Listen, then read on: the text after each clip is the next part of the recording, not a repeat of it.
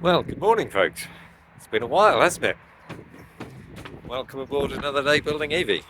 Um, I, uh, I guess I probably owe you an explanation. Well, I don't, but I'll probably give you one anyway. Um, so I think the easiest way of doing it is to show you. Um, well, I hit 6 months, which in my head was a sort of a significant time. It was sort of when I thought I'd be done. I thought the end would be firmly in sight by then, and plainly it's not. Um, my window liners, I went to put them on, oh, and you can see that there's a bigger gap there than, well, if you spread that gap out, then it's about 8 mil either side. Which would work well if you were fitting the windows in a relative, or fitting the liners in a standard sort of way. Normally you would want some silicone between the frame and your window liner to avoid any potential condensation there, because it's a condensation trap. However, these windows are thermally broken, so this bit of frame doesn't attach to the outside bit of frame. They're from channel glaze, and anyway, they're the only windows that do this, and so I can have basically zero gap between the frame and the window. So that's what I'm planning to do. And those window liners aren't right, so I'm getting some new ones, and so that's that.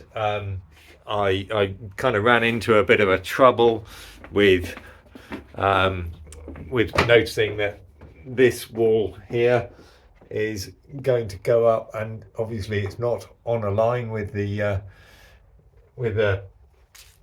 brace in the roof, so I kind of didn't know where I was going with that. And then I realised that the solar panels are going to go on, and I didn't know how I was going to get the cables out and where they were going to run. And anyway, just a pile of stuff kind of landed on me at the same time, and so I needed to just stop.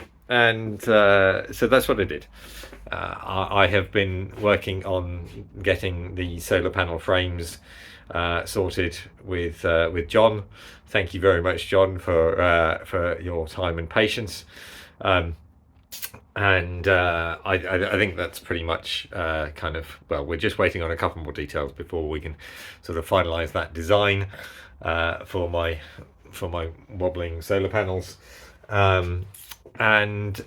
so anyway, so there has been a lot of work in that, because when you're working with actuators and angles and whatever, then yeah, it's been tricky, but I think we are there, and we've got good understanding of why we're there, which is good. It's useful for.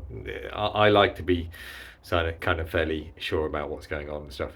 The other thing that I noticed that I haven't mentioned is that actually, so the roof, the ceiling, I'm short a bit of wood for that. Not very much, less than not a lot, but I'm short of a sheet for that.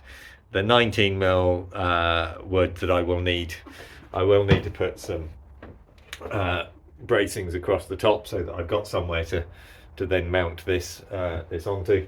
So I'm out of 19 mil as well.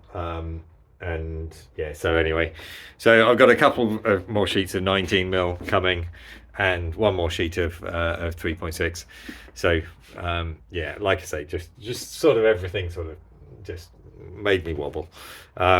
Anyway, right, enough of just Jeremy waffle.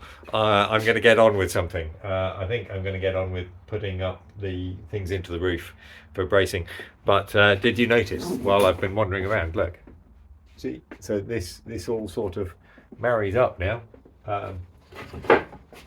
Came up with the idea. I think I might have a bit of video. Anyway, we'll see how we go. This is me just cutting some wedges to hold the ceiling up versus the other one, as I mentioned in the intro bit. The ceiling is now flat together, so I glued these and there's me taking the clamps down. Unfortunately, I don't have images of me putting it back together. Then today I started getting on with the cutting back some of the spray foam that's just a bit tall, because obviously if I'm bridging across, then I need to go past the edge and what have you. I kind of wish that I had done a better job of thinking about what I needed to cut back before I put all the foil up. Cutting back all of it would have been too much, but I could have done more than I did. It's been a bit painful on occasion. Anyway, then cutting some strips to bridge between the ceiling joists, if you see what I mean. And yep, it fits, so screw it up. This will also double as a carrier for the light channel things. So I need a vertical to go in here, and this one looks good. No, it doesn't. There's a knot in the middle. Need to take it out of the boat to turn it round, because you can't turn around a 2.4 bit of wood in the boat. Anyway, then I cut it too long. I forgot to take the 19mm off for the for the bit of wood I just stuck up in the ceiling. That's better. Anyway, then trying to get it vertical and what have you, just because I can and kind of should, I think. Not sure how much it matters, but anyway, vertical always seems like a better plan, or vertical being relative to the floor, perpendicular, I should say. Then I came up with a using the spirit level to make sure it was vertical or perpendicular the other way. Well, at least relative to the side members, which I'd spent some time getting right. So let's hope that they're right and carry on. Anyway, there was a fair amount of jiggery pokery as I made sure of getting it right and what have you.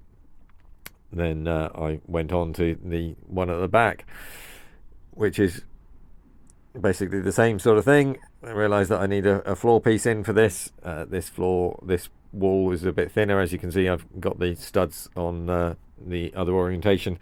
This is just between the washing machine and the cupboard above, and then the bed. That piece of wood is the base of the bed. And there's a lot of measuring out here, because simply it seems like one of these two things is not square, and well, I think I've decided that in the end it doesn't really matter. It's a centimetre over the entire width of the boat. Well, that's about it for today. A little light day to start me back into the throes of things. I'm considering actually taking that out, and if I turn it sideways, then that means that it won't actually reach from the front to the back, which there's a washing machine going in here.